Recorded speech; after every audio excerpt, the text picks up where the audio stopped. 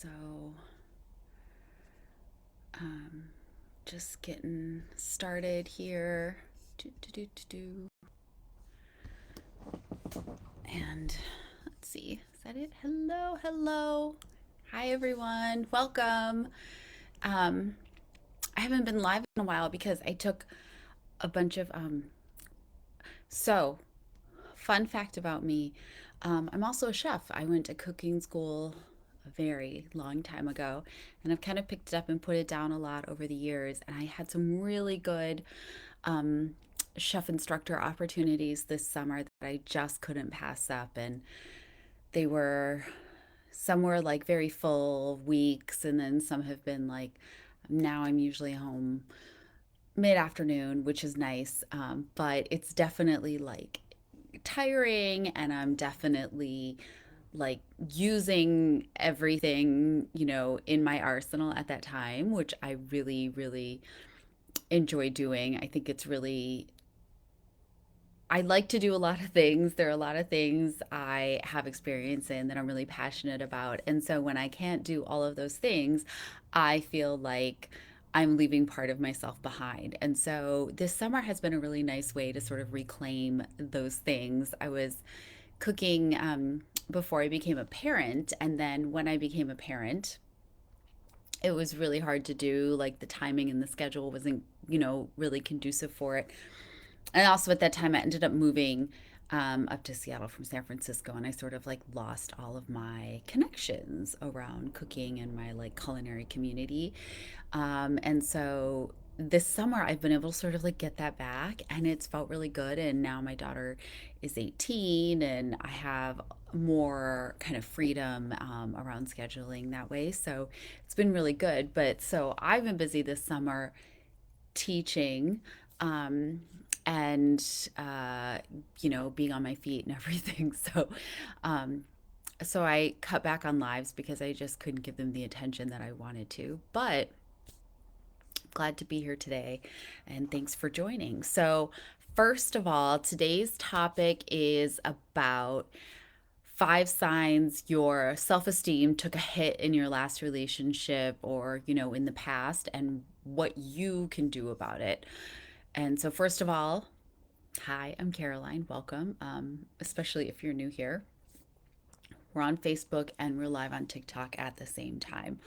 I am a former white glove matchmaker turned certified NLP and life coach, and I specialize in helping daters navigate burnout as well as do breakup recovery. Actually, do a lot of breakup recovery. So, I'm here to make sure you don't give up on the things that you really want. So, whether it is to have that love that you've always dreamt about, or whether it's to have the just the life and the satisfaction in your life that you've always wanted. I want to help you kind of move through burnout, move through discouragement, and get aligned with your goals without spiraling into like cynicism and fatalism around these things. But at the core of my work is the belief that you don't need to find a soulmate to have a fulfilling life, right? Whether you want to set the foundation for your next chapter aligned to your ideal relationship, and that's a really important part of your life, or pursue your goals solo and figure out how to really set the foundation to create the life that you want. And especially some people kind of wait around until they meet someone to really get started on things. And I think that you only have one life, so let's not wait around for some mystery person to show up before we get started in our lives. So my job is to help you build that with clarity and empowerment and support. So I really wanted to talk about self esteem today because I think it's really important. I've seen how it can change everything. Who you attract, what kind of opportunities you attract, how you show up for them, and even how you heal after heartbreak. And I think that it's really important. So I've had a lot of people come across my comments and message me that they think they're simply unworthy of love, or not attractive enough to be in a relationship, or just not good enough to go after the things that they want. And it really breaks my heart because, like I said, this is your only life. right? And if you are looking for love, love sees with the heart, not with the eyes, right? True love means that your heart is directing your eyes.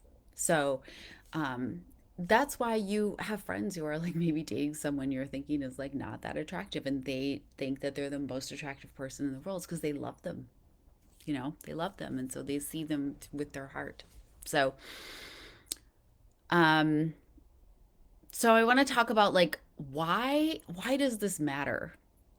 And like what really do I mean when I'm talking about self-esteem? We might think that we know exactly what that means, but I think that it's important to realize that, it's this core belief in your own worth, and not just confidence in like skills or what you can do for others or what you can accomplish or provide, but this deep knowing that you just fundamentally deserve love and respect. You don't have to meet a measure. As you are, you deserve love and respect. So it's really the filter for dating and relationships, because when you know you deserve better, then you won't accept less, right? It's really the filter for everything. When you know you are worth it, you won't settle. And it affects a lot of parts of like really everything in your life, but let's break it down to like three areas. So if we talk about attraction or like your partner choice, your self-esteem sort of directs what you accept or reject, because it's based on what you think you really deserve, right? So we've all made choices where we kind of like look back and think like, why did I do that? Like, why did I date them? Why did I settle for this? Why did I settle for that? Whether it's like a job or a friendship or relationship, whatever.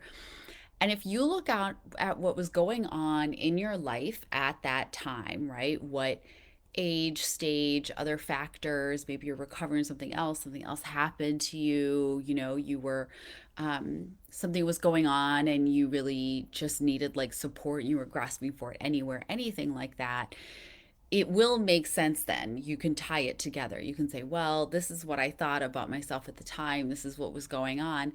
That's why I settled for so much less than I deserve in this area, right? That's why I always say, like, if you feel like really terrible about your prospects, about life, about whatever is going on, don't date.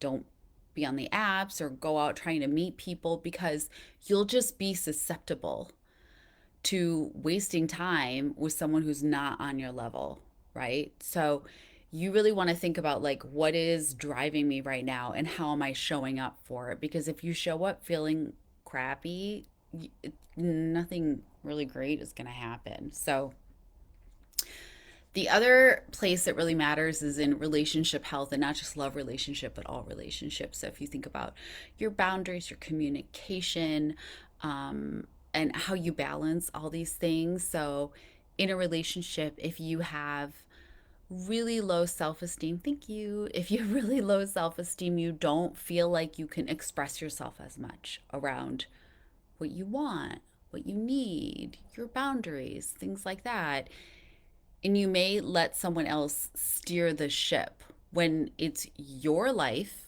and you should be in charge of what happens as much as possible.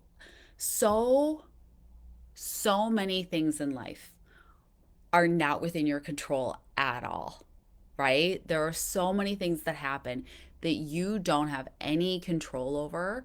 So do not voluntarily hand over control of more things just because you don't think you're worthy or capable of doing it. I think about it like this, like, and I've talked about this before, but when I first met my ex-husband, I was 18. I was almost 19, and he was 25 or 26. And I can look at that now, especially I have an 18-year-old daughter. Like, what's a 25 or 26-year-old doing sniffing around the 18-year-old? But also, because I was so much younger, even though we weren't together from that moment on, when we did get together, it sort of like put me back in that position. So while I might have, like, when we got really serious later, I was 22, and I was like managing my life, and I was a capable person and I was handling things. But then being with him again, it sort of made me 18 again, right? And suddenly, like, I didn't really think I was super capable of certain things. And he seemed so confident and sure. I thought, well, he's older than me, he knows better. And, many years later, a child and divorce, and, after being married for a decade, and I, grew over that time. And I realized I was perfectly capable of doing all of that myself from the very beginning. I didn't need to have somebody else lead me or show me. I knew what I was doing. So the other thing, hi Sam, the other thing is to think about with self esteem is like how you recover from heartbreak or loss or, a breakup. So it determines whether you see loss as like a rejection, right? Or if you see it as just a redirection. That's determined by your self-esteem. A breakup, as long as nothing like egregious happens, it's generally what we're talking about. Is people grow apart, they just realize they're not compatible, certain things happen, they just realize that they shouldn't be together. That's about your dynamic with somebody else, right? And them just like that relationship just not really being a fit for you, whether it's your stage or your goals or your values. So if you feel instead like it was about you not measuring up, right? Instead of it being about the fit of a relationship for you and how you feel about yourself, that's going to be determined by your self-esteem and the kind of confidence you have and how you feel about your general worth and value. Um, so it's really, really important. It's not just like be confident. It's like hold it, nurture it. It's an important part of how you recover and how you move through life, right? And it's okay to have days you feel down about yourself, but you want your set point to be like, I am worthy, not sometimes maybe I feel worthy, but most of the time I don't, right? You want to be like, I feel worthy. That's my set point. Sometimes it's down here, but I bring it back, right? So there are some signs that your self esteem is like just kind of running the show and it's not high enough and it's derailing your goals. So, one, as we've touched on, is you settle for things that are just good enough, even when your needs aren't met, right? You have kind of a basket of goods idea. If I have more than not, it's okay. Whether it should be full, you should have everything, you know? If you overgive, you're too much of a giver or a people pleaser to keep a relationship or get hi or get approval, then your self-esteem is not high enough, right? Because you should not believe your value is only based on what you can do or give. It should be based on like who you are, right? Your qualities.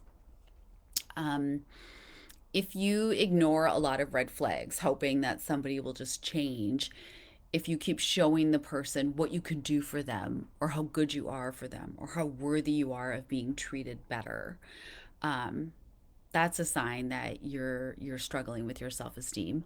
Um, if you have trouble stating your needs, or you feel guilty doing it because you think the other person is doing a favor for you instead of doing things out of just simple love and care for you because you're worthy of love and care, right?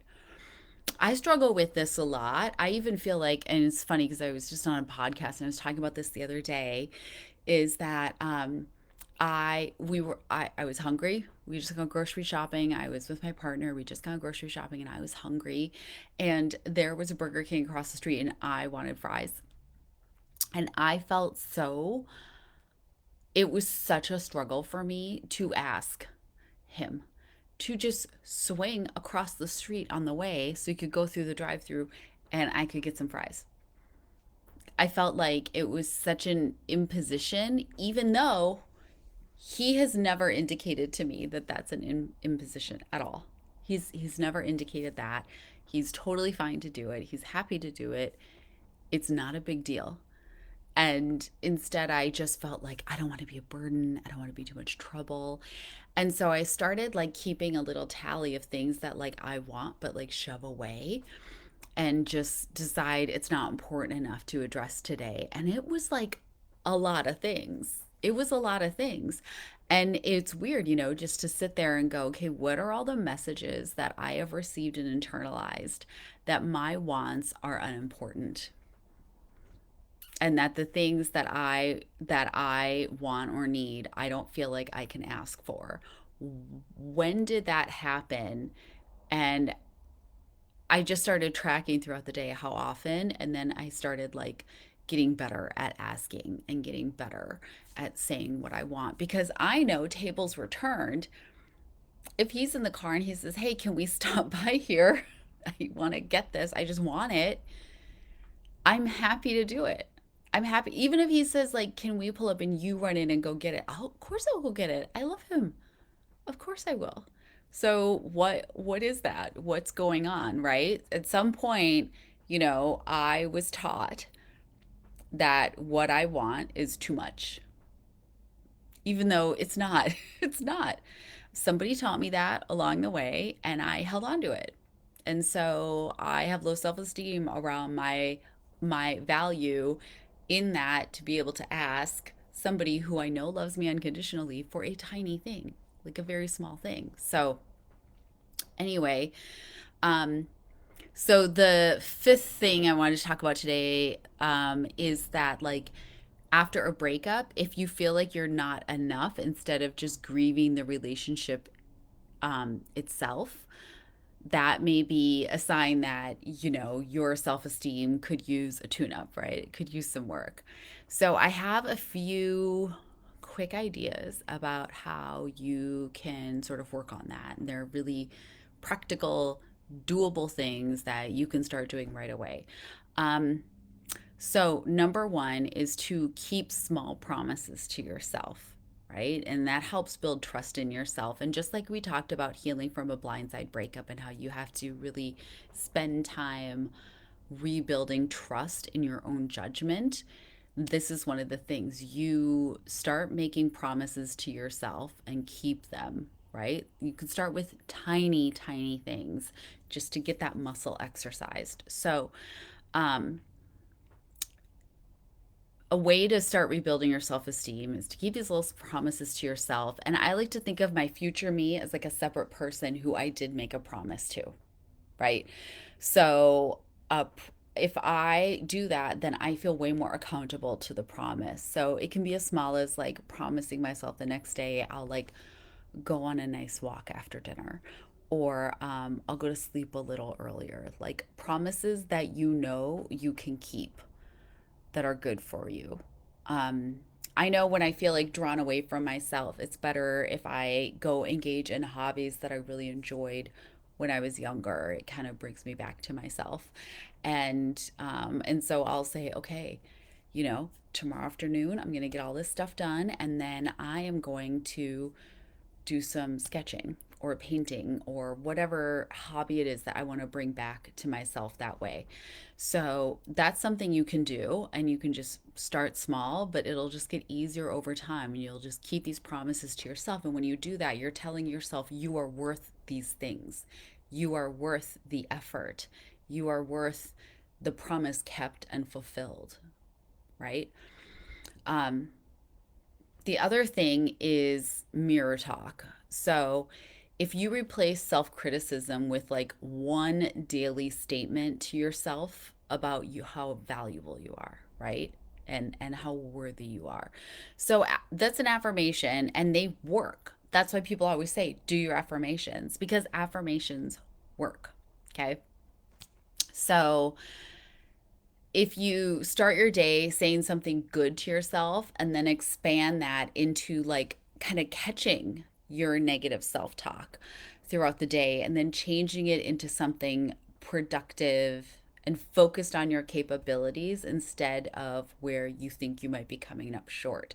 So, for example, like if you feel like you're a really forgetful person, instead of saying, like, I can't remember anything, I forget everything, you can say, oh, I have a lot going on and I'm working really hard on remembering the things that are super important, you know? Like I'm working hard on this. It's sort of like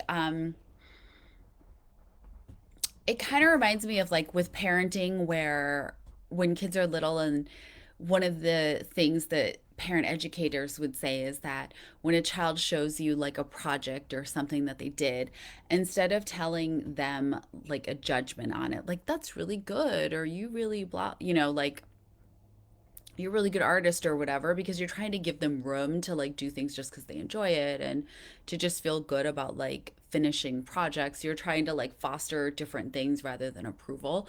So you say like, oh, you worked really hard on that, and it's clear this is very important.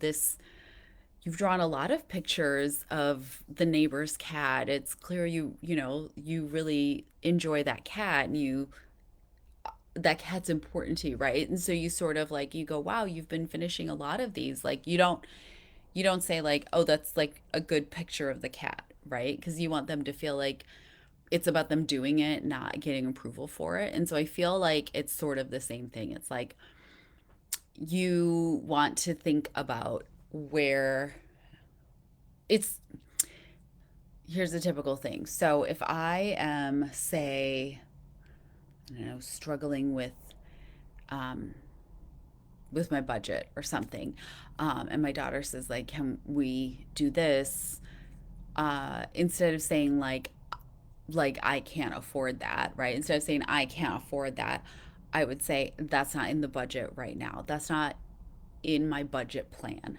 right now. So it's not about what I don't have, it's about what I'm prioritizing.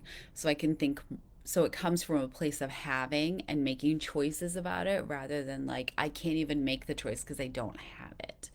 And it just rewires your brain to look at things differently. So you want to catch yourself during the day when you're doing any self talk or you're talking about yourself to make sure that the way you talk about yourself is the same, as wonderfully supportive as it would be about somebody you dearly love, because that's how you should be talking about yourself, right? So if you have a best friend or a sibling or whatever and you think the world of them, and if anyone asks you about them, you would just go on and on about how wonderful you should talk about yourself the same way.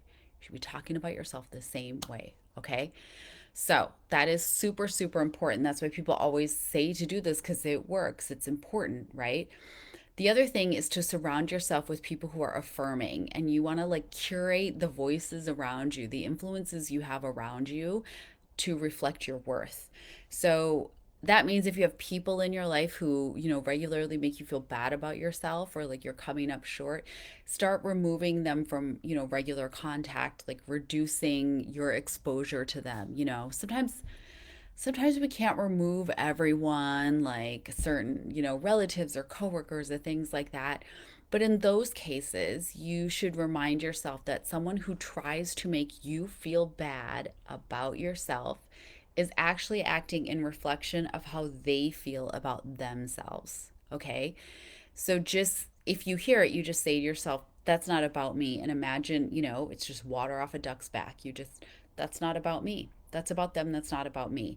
Especially if they're saying something to you, it would never occur to you to say to somebody else because it's hurtful, right? Your values are I would not say that, and theirs are that they would. So it does not matter what they say, like you just go, that's about them, not about me, right? And if it's something like, you didn't do this and you always forget to do this, instead you're thinking like, oh, I made a small mistake and forgot to do this thing, but I'm going to go do it right now. That is not a reflection of your worth. You're just a human. You're just a human person. And that's all you can be, right? Is a human person. So you're allowed to have those mistakes, and you're allowed to put up a wall around other people trying to make you feel like you're unworthy because you made a mistake. Okay.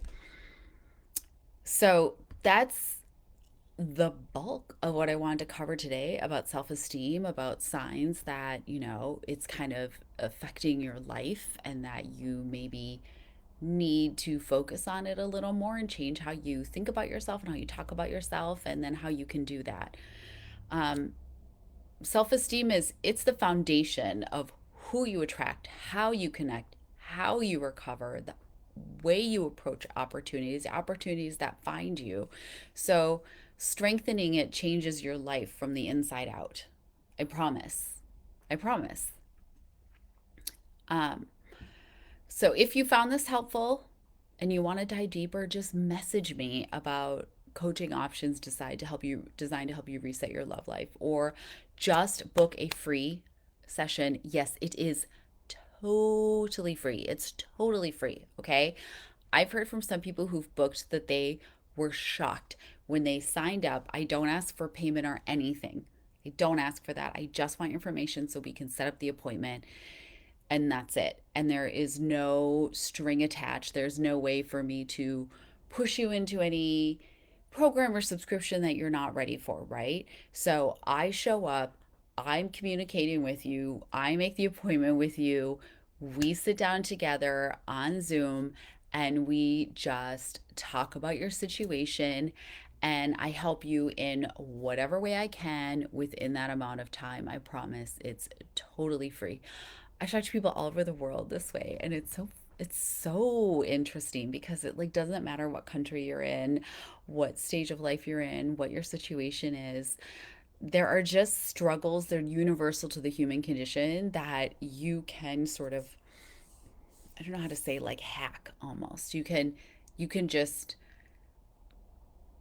look at differently and really have a huge impact on the result. So um also, a couple of announcements before we finish the day. Make sure you subscribe to my newsletter. The link is in my bio, it's on my website, or in the comments in Facebook on this replay. Okay. Um, it's the place where I announce anything. I do wrap ups of dating news and other related topics around dating, burnout, breakups, creating your best life, basically. The other thing is, yesterday, my latest podcast went live, Perspectives with Sherry Ryan. It's on YouTube and wherever you listen to podcasts. We dove super deep into dating in midlife, dating as a single parent, how you define happiness, and just so much more, so much more. So please do check that out. Link is in my bio. I posted it in the group the other day. So it's there. And the other thing is that on TikTok, I am launching a subscription program. So it's super low cost every month. And then we will go through each week and have scheduled times to talk about dating, breakups, whatever topics you want. And you can reach out to me directly on there. It'll be super easy. So I am launching that. And so after that, lives might in September be limited to that. Also, in September, I will be doing a workshop, and it'll be, hey, Xander. Um, it'll be end of September, and we're going to talk about more topics around breakups. So we're going to do more topics around breakups and things like that. So that is what's coming up. Um, so thank you so much for joining. And if you're watching the replay, I'll see you in a few weeks. And if there's a topic in the interim that you want me to address, I am happy to just post it in the comments, send me a DM, and I will see if that's something that I can address in this format. So, yeah, that's it. Thanks for joining. Have a super good rest of your week and weekend, and I will see you soon. Okay, bye.